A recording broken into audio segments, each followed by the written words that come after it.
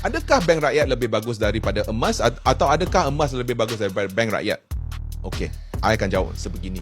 It depends. Kita boleh nampak emas dalam 5 tahun secara purata telah naik 20%. Right? Dari segi pulangan, emas nampak lebih bagus.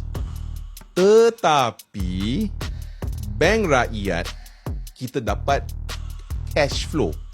Setiap tahun kita tutup mata, kita akan dapat 15% dari segi dividen.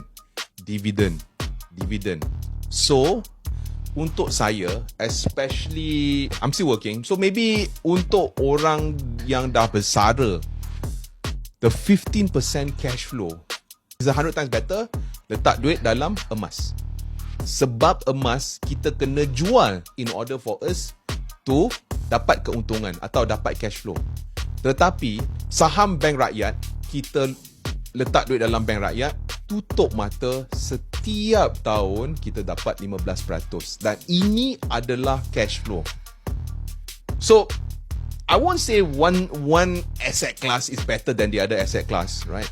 And it's not fair. Tetapi ciri-ciri untuk asset class berbeza. Emas, bagaimana kita untung daripada capital appreciation. Kita beli emas untuk RM5, kita jual emas untuk RM10. Contoh. Untuk saham bank rakyat atau untuk saham ASB, kita letak duit, kita tutup mata, setiap tahun kita akan dapat dividen. Kita akan dapat cash flow yang memang sangat-sangat baguslah. So kalau you guys berminat untuk belajar bagaimana untuk melabur, saya telah tulis buku dan ianya di yellow bag kat bawah.